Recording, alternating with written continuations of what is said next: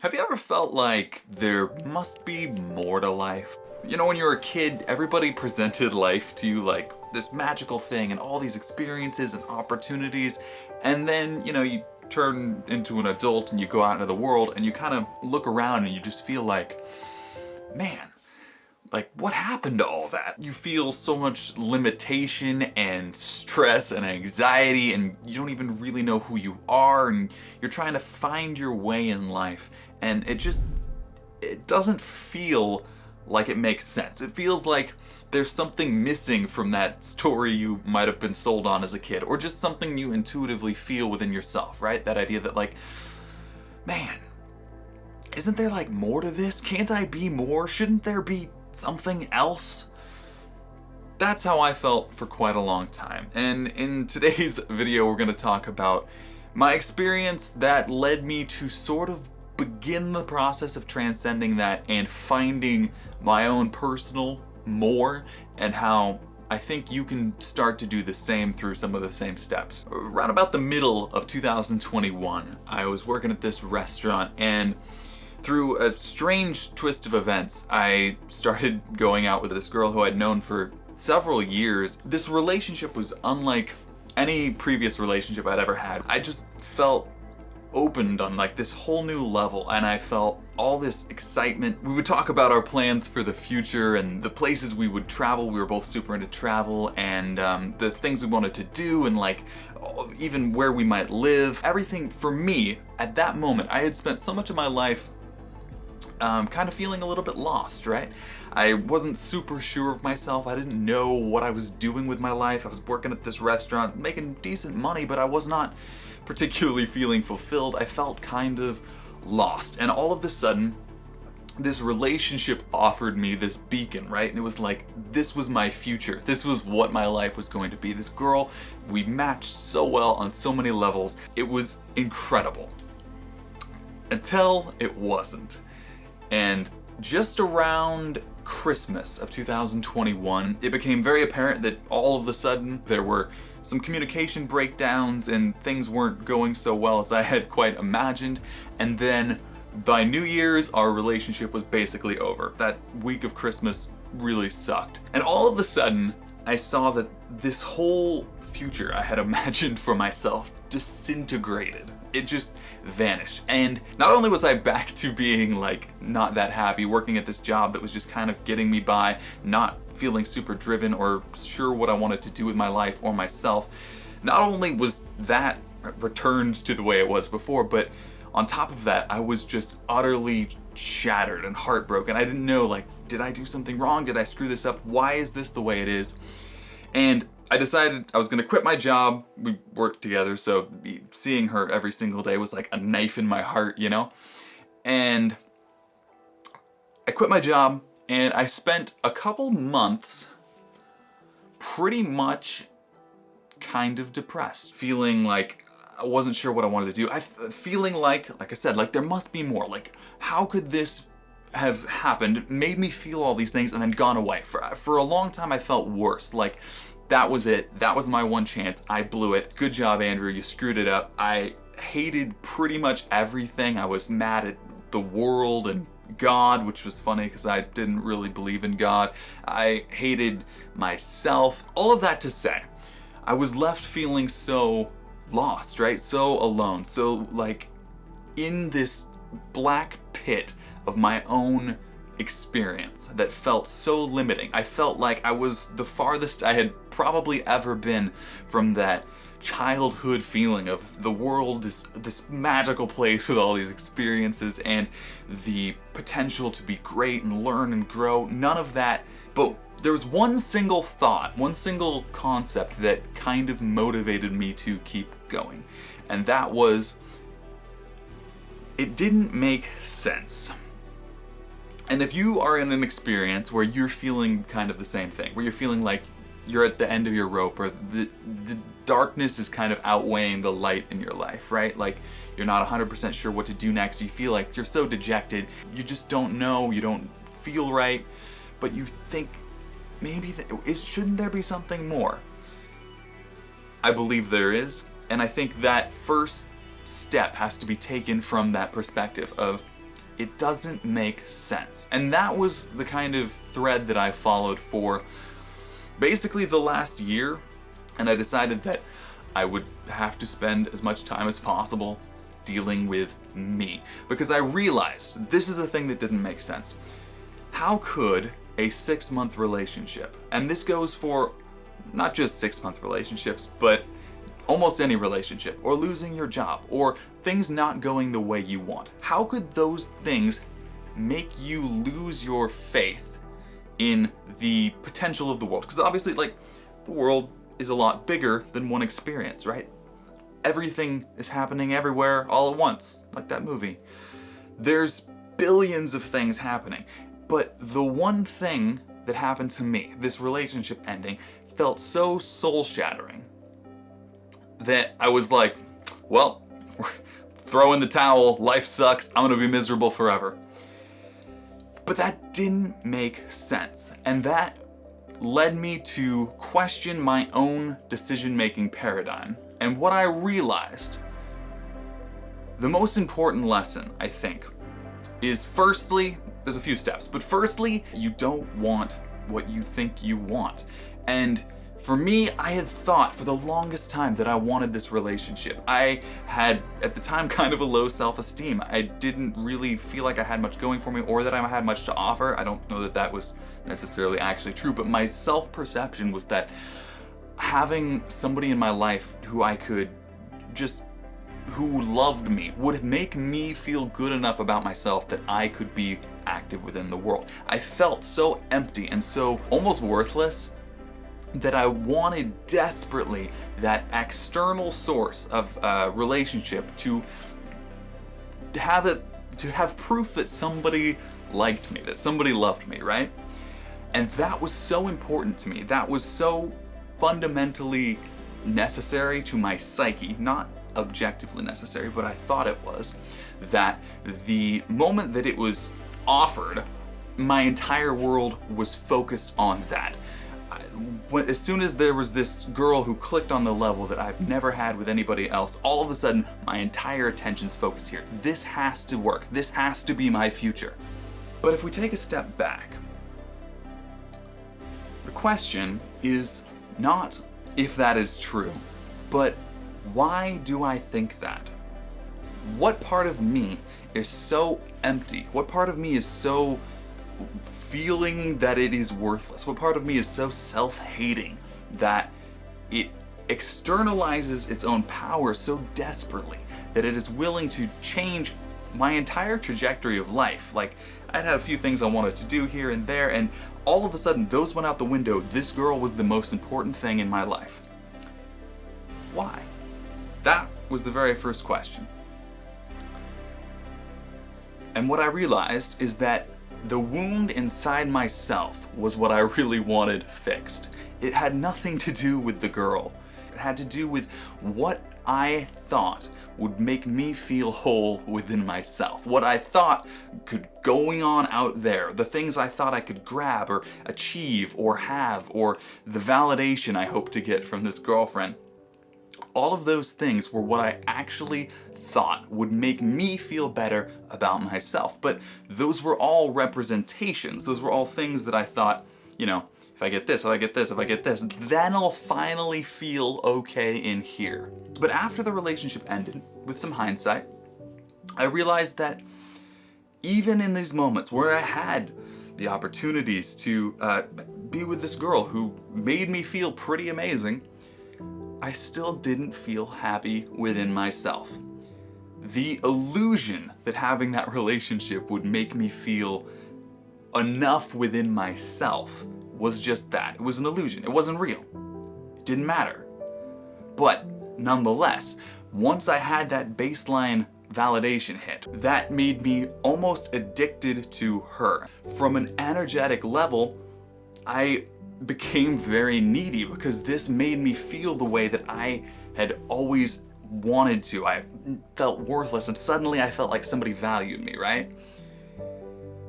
But that had nothing to do with her, had nothing to do with the relationship at all, and had everything to do with my own story about who I am. And that realization is the one that changes everything. The realization that when you're going through your life saying, I need this person, or this job, or this thing, or this much money, then I'll feel okay. You are chasing something that you will firstly never catch, and secondly, when you do start to get a little bit of it, you will become addicted to it in a way that has negative consequences. It will only give you enough of a taste to keep you hooked. It will never fill the hole so you're good, so you can detach. You will only ever want more of it until you are able to feel whole within yourself anyway. So, why is it that it feels like you're trapped? Why is it that it feels like you can't break free? Why is it that you feel like you're abandoned in this relationship? You're unlovable. Nobody will ever like you. You're just not good enough. Where does that voice come from? Where are those thoughts? Those are the thoughts and feelings that shape those paradigms that tell us, you know what, if we have that person, then we'll feel that'll fix everything. But it's just not true, is it? And in the back of your mind, you probably know that if you've had experiences with relationships or money, the times you have gotten what you want, and then you feel good for a little bit, but it doesn't last. It's like, well, why not? Why not? It's because we are externalizing, because we are projecting that internal void outward and hoping that somebody else will fix us. And the bad news is they can't, but the good news is that we can. This shows up in so many areas of our lives, the feelings of fear and lack, like we're not good enough, like we can't do it. Those stem from our sense of self, from who we believe we are. And that feels so real because, of course, like, we're living in here, right? It feels very real to have the thoughts and perceptions that say, you know what, you're not good enough, don't try, that person's out of your league, you need this to feel good, you could never be whole and valuable within yourself, you're worthless. All of that self-talk, blah, blah, blah, blah, blah, blah, blah. That is what ultimately keeps us in that place where we feel that little essence of our higher self, whatever you want to call it, our soul, that is tugging on us from above saying, hey, you want to come up from there now? And we're stuck in this shell of our own perceptions, of our own feelings of inadequacy, or our projections of we need this or this or this, I need all these, I'm grasping at all these things that we need in order to feel whole, right? And that tug that says, isn't there more to life? Isn't there some experience? Isn't there some way for you to feel that, like, kindled little flame you had when you were a kid, where everything was so exciting and majestic and everything was just an experience you got to taste, and it was so captivating that it pulled you in on a whole other level.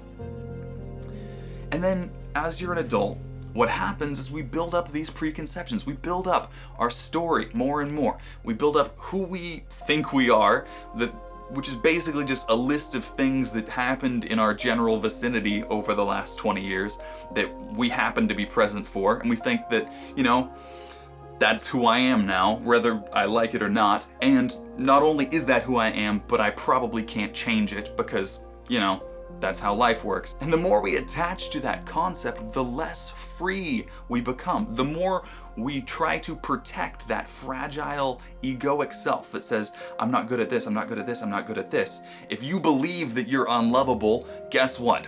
You're probably not going to present very well in relationships. You're probably going to be a little bit codependent and needy. You're probably not going to apply for jobs. And it becomes a self-fulfilling prophecy where the beliefs you have about yourself reinforce the reality you perceive in the world. The stories we tell ourselves about who we are and what our past has meant end up shaping our present reality in a way that is very, very real.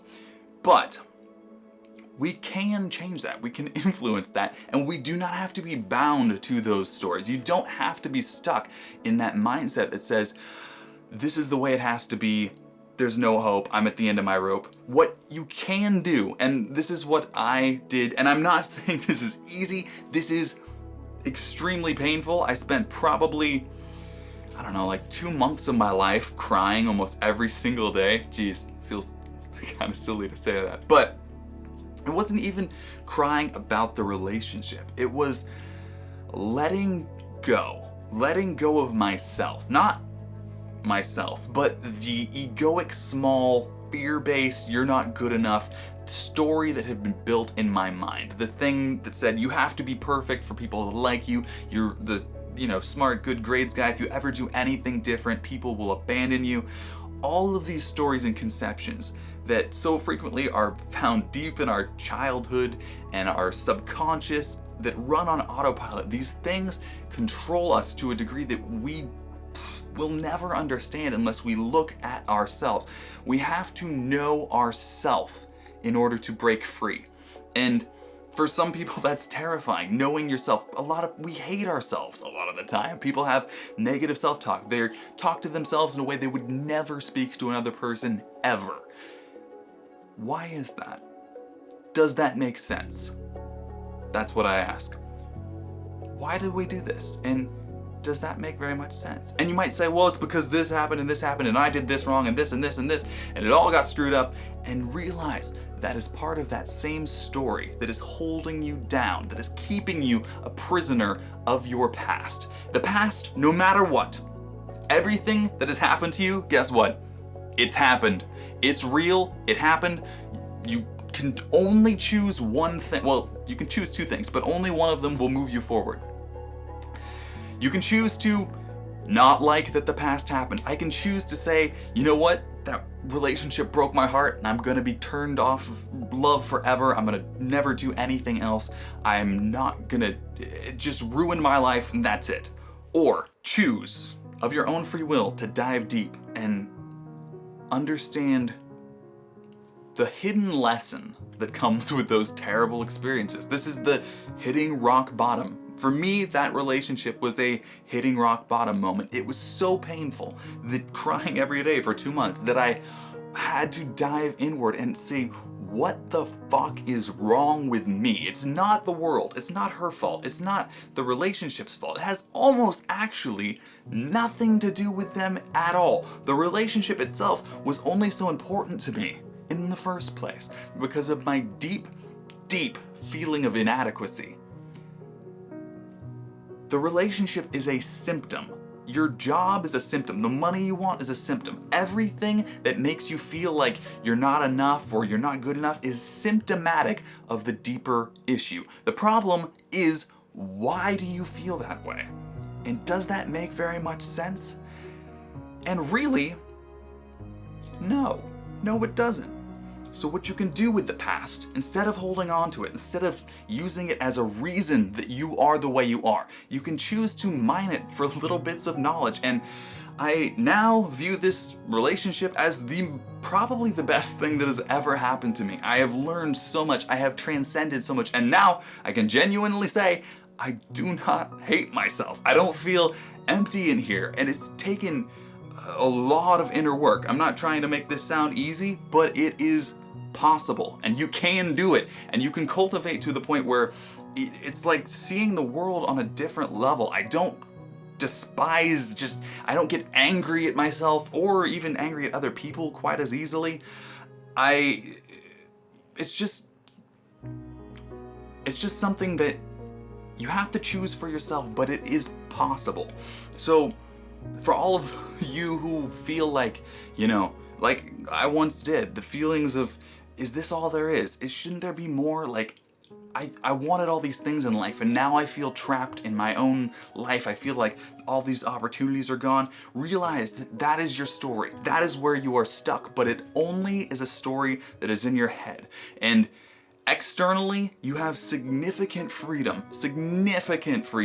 Maybe not unlimited freedom, but you have opportunities and possibilities that are currently surrounding you that you are blind to based on your addiction to your story about what the past meant. And the more you can dive in, the more you can let go, the more you can breathe through your own trauma and face yourself. The less you fear yourself, the less the world seems scary. Because The world is neutral. The fear is inside you. The anger is inside you.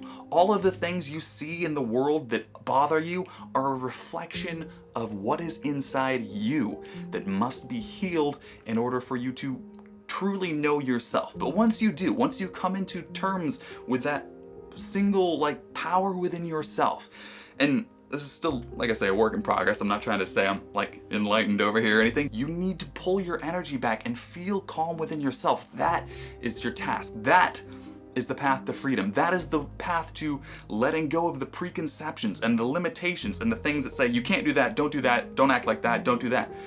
That we didn't have as kids. And all of those rules and all of those self-applied prison bars are what keeps us from experiencing that beautiful world with all the opportunities and all the magical experiences that seemed so prevalent when we were children, when we didn't have the preconceptions, when we didn't have the stories, when we didn't have that voice telling us, well, if you do that, it's gonna make that person mad and you're gonna upset these people, and what if they think you look silly? As a kid, we just went and played in mud, but as an adult, we say, oh yeah, we get in our own heads, but it's just that. It's just your own head. And the more you can transcend that process, the more you can look inward, come to peace within yourself, the more free you will become. I'm still working on it, of course, but I have found significantly more peace than I would have ever thought possible. And I now view that extremely painful relationship that I would have given everything I had to keep going. I think that is probably the best thing that has ever happened to me. I am fundamentally a different person, and I like myself a lot more. And if you're interested in kind of diving into your own story and rewriting your own past a little bit and learning more about yourself and coming to heal that past experience so you free yourself, check out this video right here on how to heal your inner child, where I go over what our childhood wounds are and how we, in childhood, start that process where we go from feeling free, we suddenly start to experience things where, our parents prefer certain things or the world rewards us if we do these, and we start to build these stories that shape our lives. In this video, we go over how to release yourself from those past chains that are still running you and find a kind of new level of freedom, so check that out. Aside from that, thanks for watching. We'll see you next time. Bye.